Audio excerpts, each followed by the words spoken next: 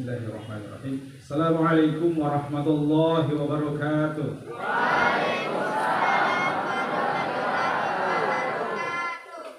Yang saya hormati Bapak Ibu Guru SMK Negeri 4 Jeneponto yang sempat hadir, yang saya cintai dan saya banggakan anak-anakku sekalian kelas 10 dan kelas 11 yang insya Allah tetap semangat dalam belajar. Alhamdulillah, wassalatu wassalamu ala rasulillah. Kita memuji kehadirat Allah Subhanahu wa Ta'ala atas segala curahan nikmat karunia-Nya. Tanpa izinnya, tanpa nikmatnya, kita tidak bisa bertemu bertatap muka pada hari ini. Karena itu kita senantiasa memuji kepadanya. Salam dan salawat semoga tercurah untuk Nabi Allah Muhammad Sallallahu Alaihi Wasallam. Yang pertama ingin saya sampaikan bahwa mari kita membangun budaya positif di sekolah kita.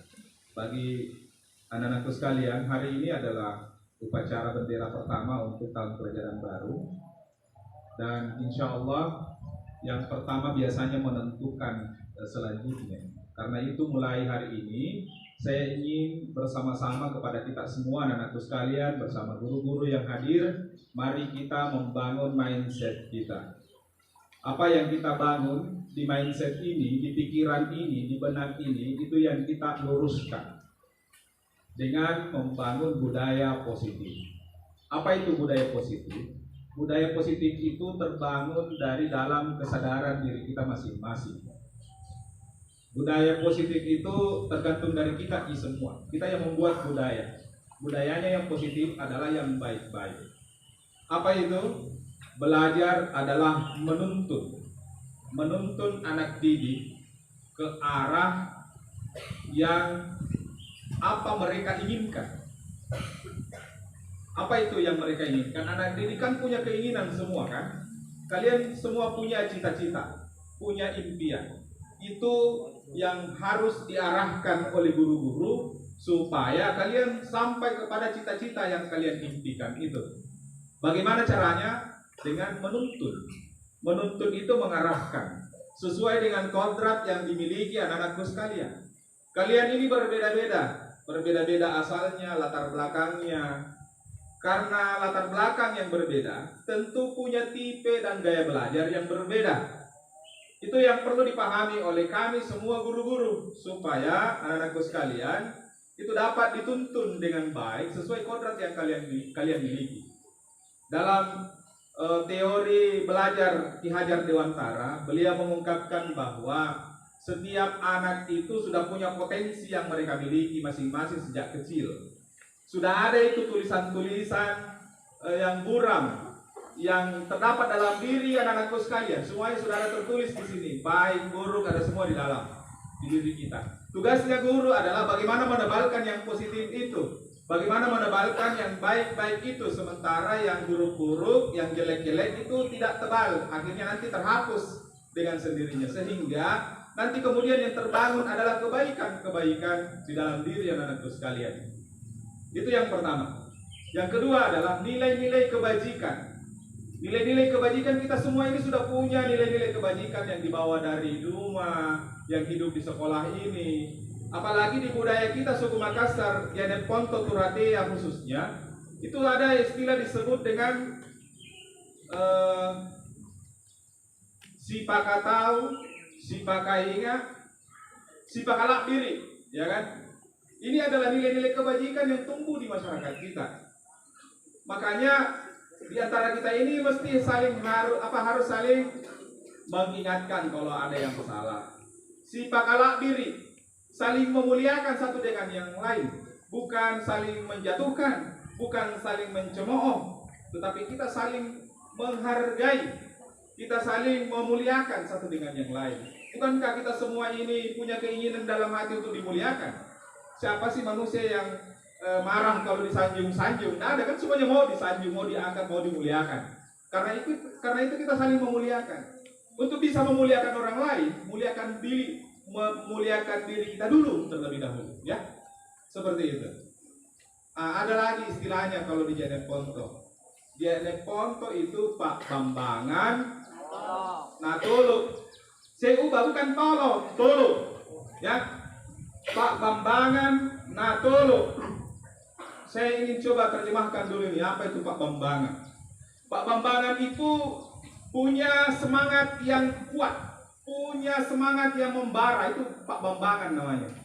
Jadi kalau ada orang Jeneponto tidak punya semangat yang kuat, membara, bukan orang Jeneponto, itu tidak sesuai dengan slogan yang dibangunnya, Pak Bambangan. Karena itu anak-anakku sekalian, saya optimis kalian bisa jadi sukses ke depan karena punya potensi Pak Bambangan. Pak Bambangan artinya punya semangat yang membara. Itulah yang membuat orang Jeneponto dimanapun berada bisa bertahan hidup. Nah itu, ini yang pertama, Pak Bambangan. Yang kedua, tolo, bukan tolo. Ya, saya luruskan, bukan tolo, itu tolo. Tahu artinya apa tolo? Tolo itu pendekar, pemenang. Tolo, punanya peleng, ya tolo nah. Mana di beta aja awal-awal, tapi ke ujung-ujungnya, sebelum ending, sebelum terakhir film itu, dia yang menang. Itu namanya tolo. Kalian silakan jadi tolo semua. Ya, silakan jadi pahlawan semua, tapi jangan jadi tolo. Tulisannya sama, pengucapannya yang beda. Ya, jadi saya luruskan itu ya, bukan Pak Bambangan Natolo, tetapi Pak Bambangan Natolo. Ini adalah nilai-nilai kebajikan anak-anakku sekalian yang harus dihidupkan kembali di sekolah ini. Ya, nilai-nilai kebajikan, saling menghargai, saling empati satu dengan yang lain, saling tolong menolong. Semua kebaikan-kebaikan itu terangkum dalam profil pelajar Pancasila.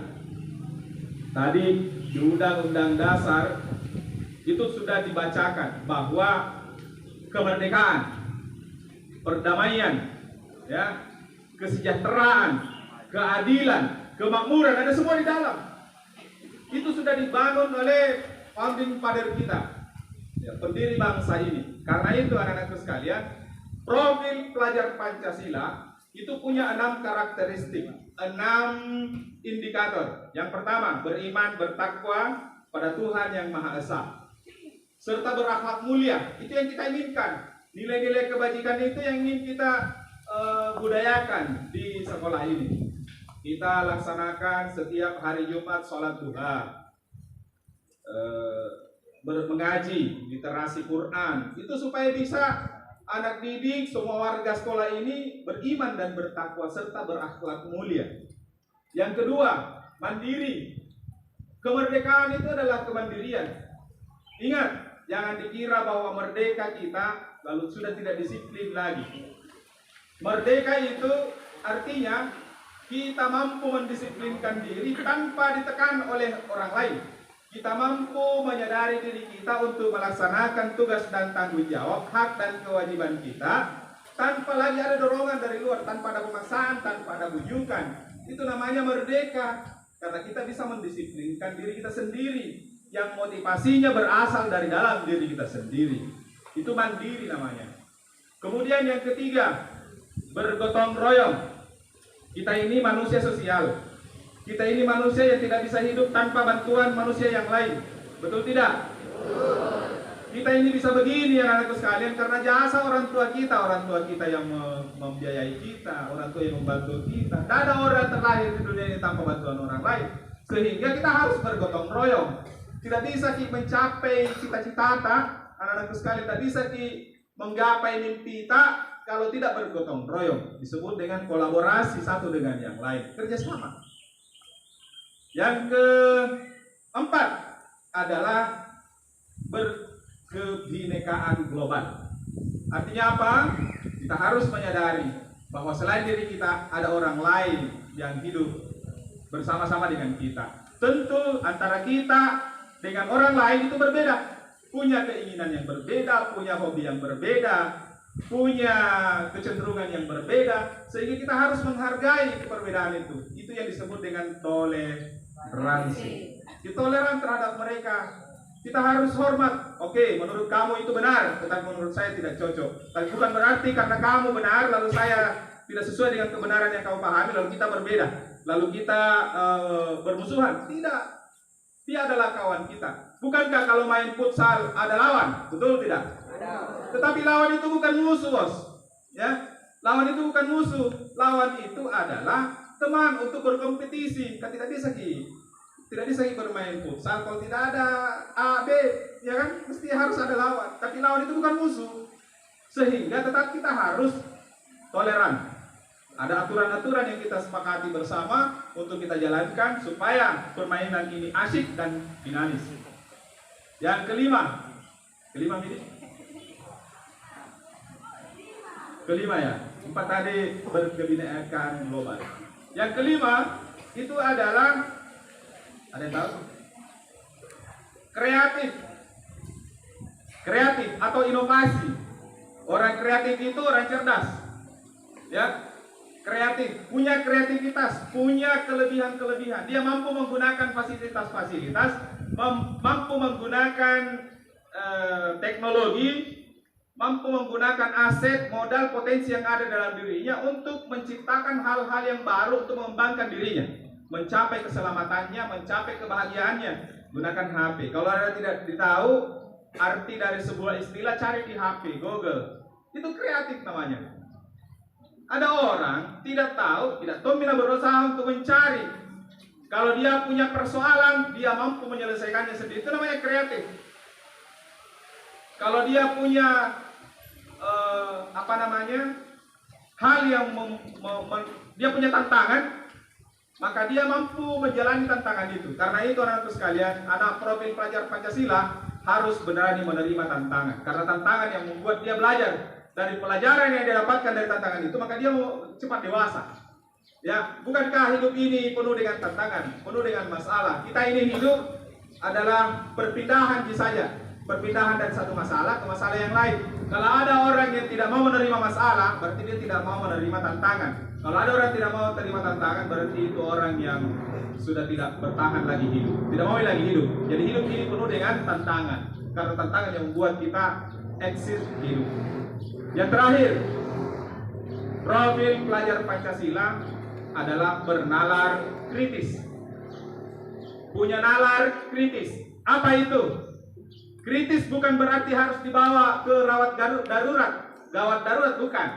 Ya, biasa kan kalau kita dengar, kritis gini langsung cepat bawa ke rumah sakit, kasih masuk di UGD. Bukan itu yang dimaksud. Tetapi ya hampir-hampir mirip dengan itu. Kenapa? Karena kritis itu artinya orang yang mampu memfungsikan otaknya, memfungsikan pikirannya di dalam mengkaitkan satu persoalan dengan persoalan yang lain, akhirnya mendapat kesimpulan. Itu namanya berpikir kritis. Jadi dia tidak stagnan, dia tidak terpaku pada hanya satu pandangan saja, satu pikiran saja, tetapi banyak pikiran-pikiran lain, punya wawasan yang luas sehingga mampu mengambil konklusi, kesimpulan, sehingga dia peduli terhadap lingkungannya, dia peduli terhadap kebijakan-kebijakan yang ada. Akhirnya kemudian dia muncul inisiatifnya, memberikan kritik, memberikan solusi, dan memberikan gagasan-gagasan, pikiran-pikiran yang sifatnya untuk membangun. Inilah anak-anakku sekalian yang hendak kita capai pada tahun pelajaran yang awal tahun pelajaran ini. Kita akan coba bangun budaya positif. Insya Allah mudah-mudahan Allah memberikan kita hidayah, memberikan kita kekuatan, memberikan kita pengetahuan yang luas untuk kemudian kita menjadi bahagia, selamat, menjadi pembelajar sejati sepanjang hayat. Terima kasih atas segala perhatian. Mohon maaf atas segala kekurangan. Wassalamualaikum warahmatullahi wabarakatuh. Waalaikumsalam.